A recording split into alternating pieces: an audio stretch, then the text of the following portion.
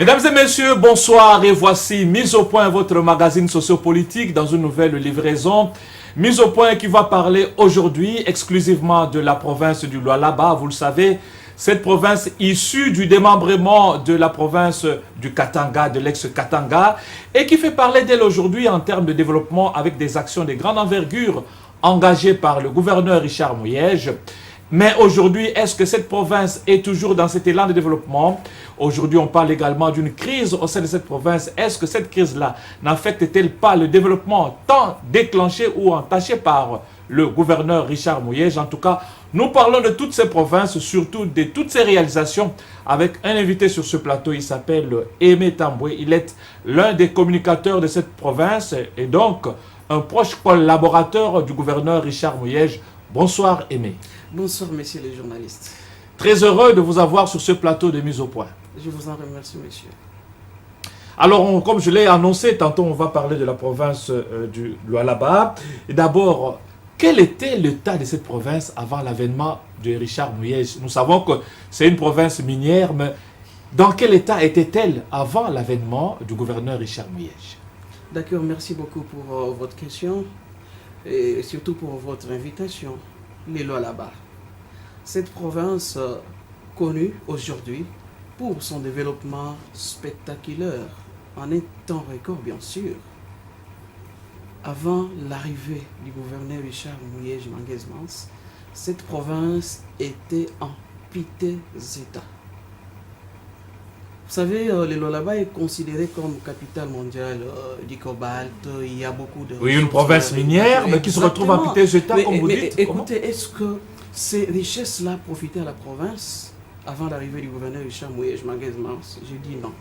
Parce que avant son arrivée, la province n'avait pas de bâtiments publics dignes de son nom. La province n'avait pas de routes modernes. La province était enclavée. La province était enclavée, je dis dans tous les domaines, dans les domaines de la santé, dans les domaines de l'éducation, sur le plan des infrastructures, la province ne marchait pas, rien ne marchait. Tout simplement parce qu'il y avait une question d'homme. Il y avait ces problèmes d'hommes visionnaires qui s'est posé.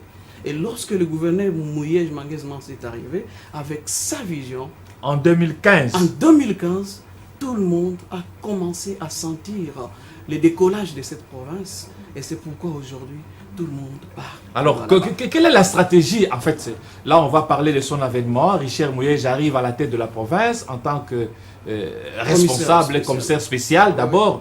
Quelle est la stratégie qu'il a peaufinée pour commencer à développer la province? Écoutez, le gouverneur a travaillé avec ce que nous appelons la politique de proximité.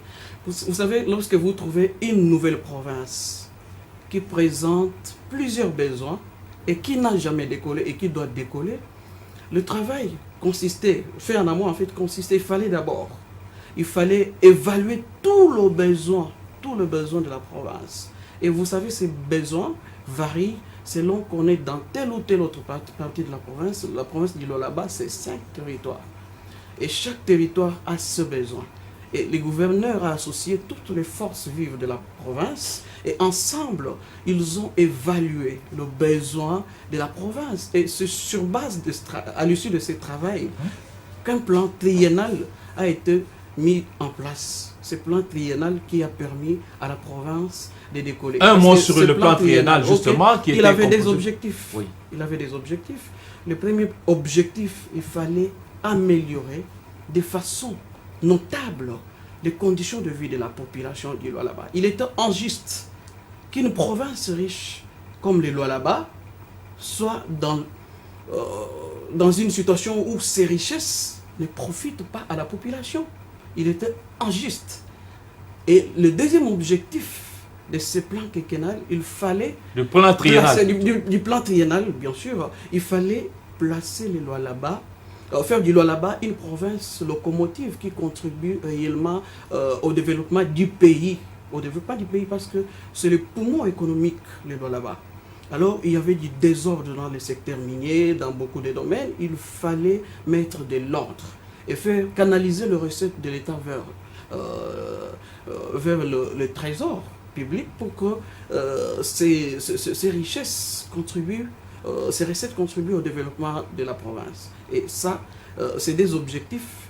Richard Mouyej-Manguez-Mans est en train de les atteindre avec succès aujourd'hui. Donc vous voulez dire que le plan triennal tel que conçu s'est matérialisé sur le terrain et que c'est un plan qui porte des fruits selon vous? Oui, c'est un plan qui porte des fruits parce que c'est un plan qui a été fait sur base de besoins réels. Donc on a ciblé le besoin réel de la population et le travail qui est fait aujourd'hui est fait sur les besoins réels de la population. Et les résultats sont aujourd'hui palpables. Vous savez ce que les gens ignorent. Quand le gouverneur Richard Mouyej-Manguez-Mans est arrivé à la tête de la province du Lualaba, il n'avait même pas où poser ses bureaux. C'est pourquoi quand vous m'aviez... Nous avions appris qu'il avait commencé à travailler dans un hôtel. Dans un hôtel, Kampiaboma. Dans un hôtel. Dans un hôtel. La province n'avait pas de bâtiment public moderne. La province n'avait presque rien à l'Orient. C'est pourquoi je vous ai dit, ce plan triennal mis en place et lancé avec l'aide des forces vives du Lualaba est en train aujourd'hui de prouver son efficacité parce que les résultats sont palpables. Mais comment se fait-il que vous avez dit le plan triennal et qui commence à porter ses fruits aujourd'hui, mais par après il a conçu un plan quinquennal, n'est-ce pas? Et comment se fait cette jonction? Ok, vous savez, aujourd'hui on est en termes de réalisation, on est un tout petit peu dans la continuité parce que le premier plan était un plan riche, très riche, parce que je vous ai dit qu'il était basé sur le besoin réel de la population. Et lorsque le gouverneur a été réélu, et il a voulu, parce qu'il y a eu bien sûr la continuité, mais il fallait adapter ce plan à la grande vision du chef de l'État, son Excellence Félix Antoine Tshisekedi Tshilombo, qui place au centre de toute action l'homme congolais. Donc c'est là même qu'il y a la continuité du deuxième objectif, parce que dans le plan triennal, il fallait améliorer de façon notable les conditions de la vie de la population. Et dans le plan quinquennal, on s'est plus focalisé sur cette vision et nous continuons dans ce sens. Est-ce qu'aujourd'hui, les conditions de vie de la population du Lualaba se sont améliorées par rapport aux années antérieures? Bien sûr, ça s'améliore au fur et à mesure. Vous savez, le développement est progressif. Le gouverneur a décollé quelque part. Aujourd'hui, la province est arrivée quelque part. Et tout a des répercussions sur la population. Parce que, vous savez, l'amélioration des conditions de la population passe par l'accès aux soins de santé de qualité, l'accès à l'éducation de qualité, avoir cette mobilité, de se promener, de faire les activités comme il se doit, d'être servi comme il se doit. Et aujourd'hui, toutes ces conditions sont en train d'être réunies et ça a des répercussions sur le vécu quotidien de la population de la baisse. Monsieur Tambo, on va être concret, je n'ai pas besoin de trop de discours sur le terrain. On va maintenant, vous allez nous dire avec exactitude, qu'est-ce que le gouverneur Richard Mouyej a fait dans la province du Lualaba, les réalisations. Alors, on va commencer secteur par secteur. Et si on commençait par la santé, qu'est-ce que vous allez nous dire? Qu'est-ce qui a été fait dans ce secteur-là? Vous savez, comme je vous ai dit lors de ma première question, dans le domaine de la santé... Et la régie va être en complicité avec nous, on va voir exactement ce qui a été fait. Oui, exactement. Dans le domaine de la santé, je vous dis, la province du Lualaba n'avait aucun hôpital moderne. J'ai dit aucun hôpital moderne. L'unique hôpital de référence qui existait, c'était Mwangeji, mais cet hôpital était dans quel état? Il était labrement avancé. En piteux état, cet hôpital-là. Et avec l'arrivée du gouverneur Richard Mouyej-Manguez-Mans, dans ce domaine, on a commencé par moderniser il fallait moderniser cet hôpital. On l'a aujourd'hui modernisé. On ne l'a pas simplement modernisé, mais on l'a suffisamment équipé. On l'a suffisamment équipé. Il y a des appareils qui sont arrivés, qui sont des dernières générations et qui ont nécessité même l'arrivée des étrangers, des médecins indiens. Et ces médecins indiens, aujourd'hui, travaillent en collaboration avec le médecin congolais. Ils sont en train de les former pour qu'ils soient à mesure d'utiliser ces appareils. Donc aujourd'hui, les Lualabés sont fiers d'aller se faire soigner dans cet hôpital-là. Et au niveau des territoires, il y a aussi plusieurs centres de santé qui ont... Justement, il y a 5 territoires dans la oui. province de Lualaba. Oui, oui, Est-ce que l'on peut dire aujourd'hui que depuis que le gouverneur Mouyej est là, il y a des centres de santé qui ont été construits dans chacun des territoires? Oui, exactement. Et il ne s'est pas arrêté. Il compte aller plus loin. Il y a plusieurs centres de santé qui ont été construits, qui ont été équipés, qui ont été réhabilités. Et le travail se poursuit. Le travail se poursuit en tout cas. Les Lualaba, ce n'est pas seulement Kolwezi, mais les Lualaba, c'est aussi les 5 territoires. Et dans les 5 territoires, le gouverneur Richard Mouyej est en train de construire des centres de santé pour permettre à la population d'avoir accès aux soins de santé de qualité. Aujourd'hui, tous ces centres-là marquent la différence avec le passé, selon vous? Oui, exactement. Il y a une rupture totale. Je vous ai dit que la province n'avait jamais décollé. Et si aujourd'hui, les gens parlent... Avant, on parlait du Lualaba en termes de richesse, parce que les gens exploitaient le minerai.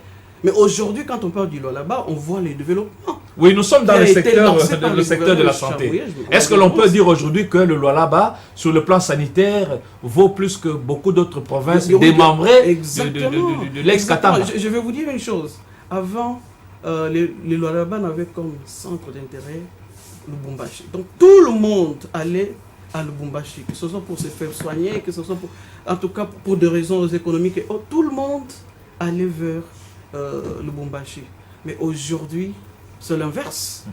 Aujourd'hui, c'est l'inverse. Et les Lualabés sont fiers de se faire soigner dans leur province.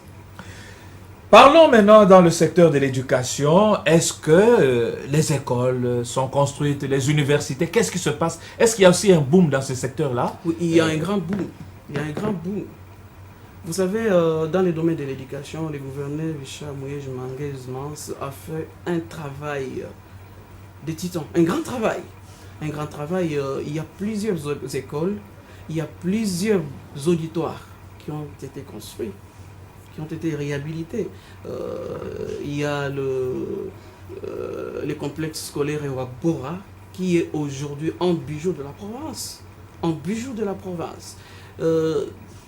À l'Inicole, il y a des auditoires modernes qui ont été construits.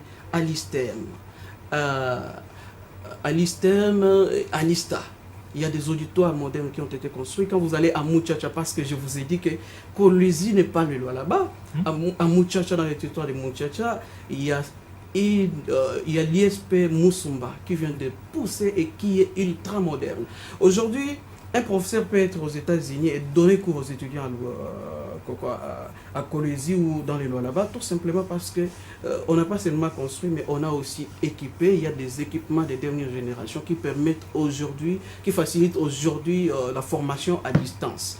Donc, le gouverneur a construit plusieurs écoles dans les 5 territoires et à Kolwezi. Plusieurs écoles, plusieurs bâtiments scolaires ont été réhabilités et construits. Alors, le Lualaba est une province minière, mais en proie quand même à des problèmes d'insécurité. N'est-ce pas? Il y a des problèmes d'insécurité qui se posent dans le Lualaba. Est-ce que le gouverneur Richard Mouyej y a pensé? Est-ce qu'il y a eu des solutions pour permettre à la population de vivre paisiblement? Il y a plusieurs efforts qui ont été fournis dans ce secteur. Si vous voyez aujourd'hui, la province est en paix. Aujourd'hui, le Lualaba est considéré comme un havre de paix grâce aux efforts fournis par le gouverneur et son gouvernement. Il y a plusieurs cas d'insécurité qui sont enregistrés. Vous savez, le gouverneur Richard Mouyej, d'abord, c'est un rassembleur. C'est quelqu'un qui travaille en harmonie avec toutes les communautés. Et sa présence, sa diplomatie et plusieurs stratégies sécuritaires mises en place avec ses services ont permis à cette province aujourd'hui d'être en paix. Les habitants vivent en paix. Dans les quartiers périphériques, avant, l'insécurité était plus d'insécurité, pas de groupes armés, l'activisme de groupes armés, ça n'existe pas dans le Lualaba. Je vais en arriver là. c'est pour ça que ces quartiers périphériques n'étaient pas électrifiés. Aujourd'hui, ces quartiers sont électrifiés. Et cette électrification a contribué à la réduction du taux d'insécurité dans la province. Il y avait plusieurs mouvements d'insécurité dans les sites miniers. Et ça aussi, avec la contribution du gouvernement central, on a sensiblement réduit cette insécurité. Et les investisseurs, en fait, travaillent en paix dans la province du Lualaba. C'est ça que vous affirmez sur ce plateau? C'est ce que j'affirme, mais c'est palpable. Alors, le Lualaba se fait parler d'elle comme province en ce qui concerne, on parle du développement du Lualaba plutôt, par les infrastructures. Qu'est-ce qui a été construit exactement? En termes d'infrastructures, le gouverneur Richard Mouyej Manguez a beaucoup excellé avec son gouvernement. Je vous ai dit, à son arrivée, il n'avait même pas où poser ce bureau. Comment on peut servir dignement sa population lorsque on n'a pas les conditions nécessaires susceptibles de permettre aux autorités de servir la population? Aujourd'hui, les Lualaba ont un hôtel de gouvernement ultra moderne. Je pense que la régie va nous aider, on va voir cet hôtel de gouvernement, toutes ses réalisations, les infrastructures. Équipé, oui, très bien équipé. Les Lualaba a aujourd'hui un pavillon présidentiel. Lorsque le chef de l'État, son Excellence Félix Antoine Tshisekedi Tshilombo, ira au Lualaba, il n'aura pas besoin d'aller chercher ou travailler. Il a un bâtiment ultra moderne, qui n'existe peut-être pas dans d'autres provinces, mais excusez-moi, je dois le dire. Aujourd'hui, il y a les députés provinciaux qui travaillaient dans de mauvaises conditions avant. Aujourd'hui, grâce à la vision du gouverneur Richard Mouyej Manguez, ils ont des bâtiments jumeaux qui sont ultra modernes. Chaque député aura son cabinet de travail dans le bâtiment administratif. Et dans l'autre bâtiment, il y a une salle plénière de 500 places, bien équipée, très moderne. Très moderne. Et je vous ai dit qu'avant, les Lualaba étaient enclavés. Et pour son désenclavement, il fallait passer par la construction de la route Kolwezi-Gilolo, la construction de la route Kolwezi-Solwezi, et puis surtout la modernisation de l'aéroport de Kolwezi. Vous savez, dans cet aéroport, vous ne pouvez pas atterrir la nuit, par exemple. En tout cas, les conditions étaient précaires. Mais aujourd'hui, il y a un chantier qui est en cours. Et dans je crois d'ici quelques mois, le Lualaba aura un aéroport international et répondant à toutes les normes possibles de modernité. Donc, la province se construit chaque jour en termes de routes. Oui, surtout ça. Oui. Est-ce que les différents territoires sont-ils reliés? Est-ce qu'on peut passer d'un point A au point B sans trop de tiraillement et écoutez, rouler calmement? Oui, écoutez, le développement est progressif. Il est en train de travailler là-dessus. Et Lualaba a des grandes villes. Il y a la ville de Kolwezi et il y a la ville de Kassaji. Le travail qui est fait dans ces deux villes est palpable. Kassaji n'avait même pas aussi un bâtiment public. Aujourd'hui, la mairie est dotée d'un bâtiment ultra moderne. Et le maire et ses collaborateurs ont un quartier où il y a des résidences qui sont en train d'être construites et dont les travaux sont dans leur phase finale. Et Kassaji a été électrifié, quelques axes principaux ont été également asphaltés, et à Kolwezi également. Donc, dans l'ensemble, le travail se poursuit. Je ne dis pas que tout est fait, parce qu'on ne peut pas développer une nouvelle province comme le Lualaba dans moins de 10 ans. Non, c'est un processus, mais le gouverneur Mouyej a fait un pas remarquable et il continue à travailler pour l'intérêt de sa population. Donc il y a plusieurs routes qui sont en train d'être construites, en tout cas, que ce soit à Kolwezi, que ce soit dans les 5 territoires.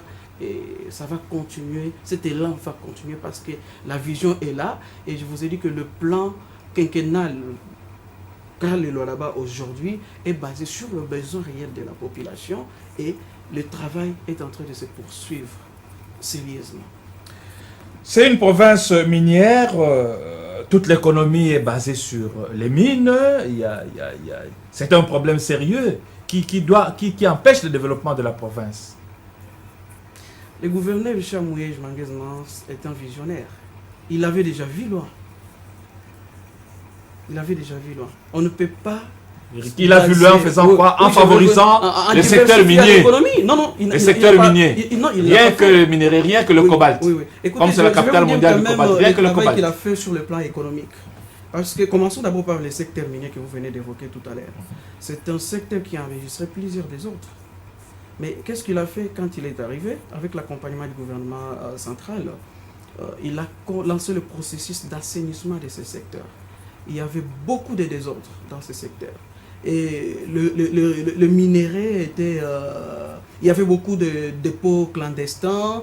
Et cette réalité faisait en sorte que l'État congolais n'entre pas dans ses droits en termes de taxes, redevances et autres, parce qu'il n'y avait pas possibilité d'avoir des statistiques réelles. Il n'y avait pas cette possibilité-là. Mais conformément au nouveau code minier, parce que le gouvernement était déjà dans cette logique depuis très longtemps, il fallait mettre en place un centre de négoce. Et les travaux de construction du centre de négoce sont dans leur phase finale. Et il sera, je crois, dans les prochains jours inauguré, soit par le chef de l'État ou par son délégué dans les prochains jours. Ce centre va favoriser, va permettre à l'État congolais d'établir les statistiques, parce qu'il ne sera plus possible de faire des mouvements miniers en dehors de ces centres, dans l'artisanat bien sûr. Il ne sera plus possible. Donc tous les mouvements vont se dérouler uniquement dans ces centres-là. Ça va permettre d'évaluer la teneur de nos minéraux et d'établir des statistiques et de permettre à l'État d'avoir les recettes qu'il faut. Ça, ce travail est en train de se poursuivre. Mais le gouvernement ne s'est pas arrêté là parce qu'il... Ça, c'est dans le secteur minier, oui, le minerai avec qui constitue la principale activité économique de la province. De la province. Voilà. Mais il ne s'est pas arrêté là. Il a dit qu'il fallait diversifier l'économie de la province. Et il a boosté deux autres secteurs, le tourisme et l'agriculture. Commençons par l'agriculture. Il a mis en place une stratégie basée sur le partenariat public-privé. Et la province a collaboré avec plusieurs personnalités privées qui étaient expérimentées dans les domaines agricoles. Et la province les a appuyés. Et aujourd'hui, je vais vous annoncer que la province du Lualaba a sa marque de farine. La farine ne vient pas de la Zambie? Non, non, ça ne vient pas de la Zambie. Tout est fait au Lualaba. Tout est fait au Lualaba. Tout est fait au Lualaba. Il y a plusieurs hectares, en fait, de champs qui sont aujourd'hui exploités. Des champs de maïs. Des champs de maïs qui sont aujourd'hui... Pour une consommation locale. Non. Bon, en premier lieu, on veut d'abord satisfaire les communautés locales. Mais la vision est tellement grande que on veut aussi ravitailler les provinces voisines et pourquoi pas exporter dans ce secteur-là. Dans les domaines touristiques, qui est le troisième pilier pour la diversification de l'économie de la province, aujourd'hui la province a plusieurs sites touristiques qui sont viabilisés et qui sont régulièrement exploités. Et cela a créé aussi de l'emploi pour les jeunes de la province. Quels sont ces sites-là, par exemple? Il y a plusieurs sites qui sont à Katebi, il y a plusieurs sites qui sont à Ouansela. On ne s'est pas arrêté là. La province avait subventionné quelques jeunes qui avaient des projets dans les domaines hôteliers. Et aujourd'hui, il y a plusieurs hôtels qui poussent à Kolwezi, tout comme à l'intérieur, qui poussent comme à Kolwezi comme à l'intérieur, et qui vont permettre à ces secteurs de contribuer au développement de la province. Mais qui s'intéresse au tourisme, en fait? Voyons, quand on sait que la population congolaise dans son ensemble n'a pas suffisamment de moyens pour se taper des activités touristiques. Est-ce que c'est déjà un secteur rentable au niveau de la province? C'est un secteur très rentable. Très rentable. Le tourisme n'est pas que local, il est national, international. Et le tourisme va permettre à ce que les jeunes du Lualaba, la population lualabaise, puissent avoir de l'emploi. Et la province, dans sa configuration actuelle, a plusieurs sites touristiques qui sont appréciés au niveau national et international. Tous ces gens-là qui viendront visiter la province Parce qu'il y a Ah, donc c'est pas encore une réalité. Le non, tourisme n'est pas non, encore. les gens viennent aujourd'hui. Qui viennent? Mais ce sont des expatriés, ce sont des nationaux aussi. Ce sont des expatriés et des nationaux. Ce sont des expatriés et des nationaux. Ils viennent régulièrement visiter la province. Ils viennent régulièrement découvrir la province. Ils viennent régulièrement découvrir les sites touristiques de la province. Et quand ils viennent, ils contribuent au développement parce qu'ils dépensent, ils achètent, ils font des mouvements qui permettent à la province d'avoir des recettes nécessaires pour son développement et qui permettent aussi aux jeunes qui travaillent dans ce secteur d'avoir le moyen pour leur survie. Et la contribution de ces secteurs-là est quand même significative dans les budgets de la province. Oui, c'est évolutif, ça évolue au fur et à mesure, mais il y a plusieurs efforts qui sont fournis pour vraiment rentabiliser ce secteur. Alors selon vous, qu'est-ce qui n'a pas encore été fait dans la province du Lualaba pour compléter cet élan de développement? Non, écoutez, je vous ai dit que le développement est progressif. Le développement est progressif. Je pèse mes mots, je dis qu'il y a beaucoup de choses qui ont été faites et qu'il y a encore beaucoup de choses qui ne sont pas encore faites. Il y a des routes qui doivent encore être construites. Il y a plusieurs besoins qui sont encore non traités. Mais le gouverneur et son gouvernement s'y penchent pour que, au fur et à mesure, la population puisse trouver gain de cause. Et il ne le fera pas lui seul, non, même son successeur. Bon, l'essentiel est que le gouverneur a posé des socles. Il va laisser une fondation solide. Monsieur, mais vous parlez de la province de Lualaba comme si c'était un paradis sur terre. C'est comme si c'était une province où l'harmonie règne. Comme si une province où on ne reproche de rien à quelqu'un. Et pourtant, et cette province a aussi la réputation d'une mauvaise gestion aujourd'hui, avec des comptes logés, plusieurs comptes logés par les autorités provinciales qui ne sont pas transparentes pour tout le monde. Et automatiquement, il y a une crise. On parle de la province et les inspecteurs de l'IGF s'y sont rendus pour vérifier sur la gestion de la province. Qu'est-ce que vous en dites? Écoutez, monsieur le journaliste, il n'y a jamais eu mauvaise gestion là-bas. Avec toutes les réalisations que je viens d'énumérer tout à l'heure, vous pensez... Ceci n'exclut pas cela, monsieur Aimé. Non, écoutez, ce n'est pas puisqu'on a construit un bâtiment exploitatif, oui. Ce n'est pas puisqu'on a construit un stade, ce n'est pas puisqu'on construit les routes, qu'on ne peut pas dire qu'on a mal géré ce que l'on reçoit par rapport à ce que l'on investit. Est-ce qu'on a déjà établi l'équilibre, la balance? Oui, on a établi l'équilibre, l'IGF a fait son travail et je pense personnellement que au niveau de la province du Lualaba, tout ce qu'il y a eu comme accusation aujourd'hui était basé sur des rumeurs. Parce qu'il n'y a pas de preuves. Tout ce qu'il y a eu n'a eu comme finalité, comme but recherché, perturber l'élan de développement déjà amorcé dans la province. Le Lualaba est connu aujourd'hui, considéré aujourd'hui comme une référence par plusieurs, que ce n'est pas seulement au niveau national, mais au niveau international. S'il y a des investisseurs qui sont au Lualaba, c'est parce qu'il y a cette bonne gestion. Et s'il continue à arriver, c'est-à-dire il y a quand même cette bonne réputation de la province qui est visible à travers les actions ou les actes posés par les autorités provinciales. Donc, il n'y a pas mégestion au Lualaba, monsieur le journaliste, il n'y a pas mégestion au Lualaba.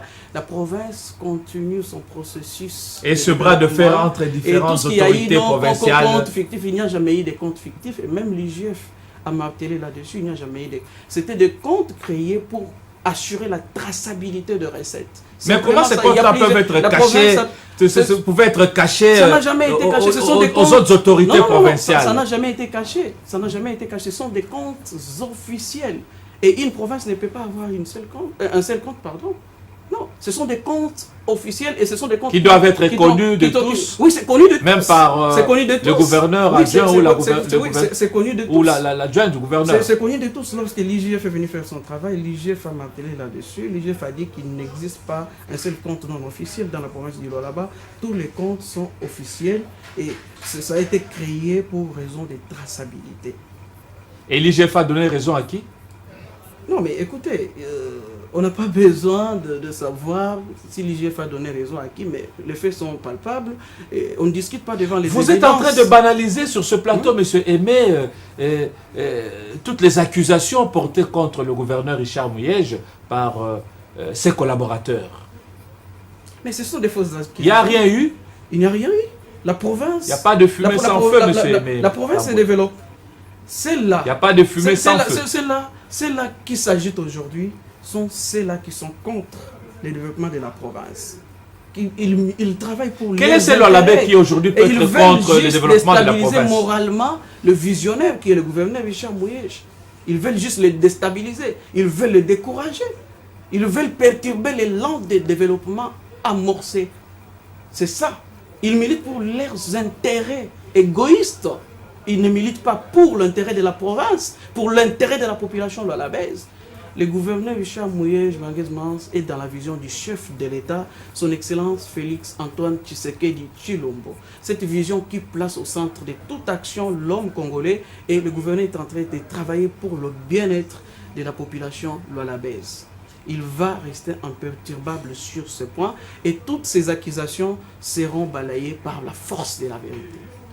Voilà, on va finir l'émission. Monsieur Aimé Tamboué, vous êtes le communicateur de la province du Lualaba, vous êtes un proche collaborateur du gouverneur Richard Mouyej.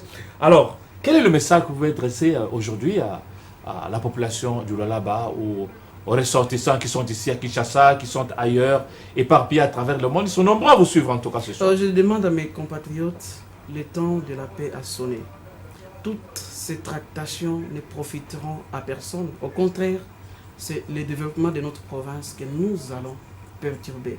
Nous avons besoin d'être unis, nous avons besoin de travailler la main dans la main, nous avons besoin de travailler dans la convivialité, dans la concorde provinciale pour assurer, maintenir l'élan de développement que nos autorités ont lancé. Cette crise est à balayer parce qu'elle est basée sur de fausses accusations.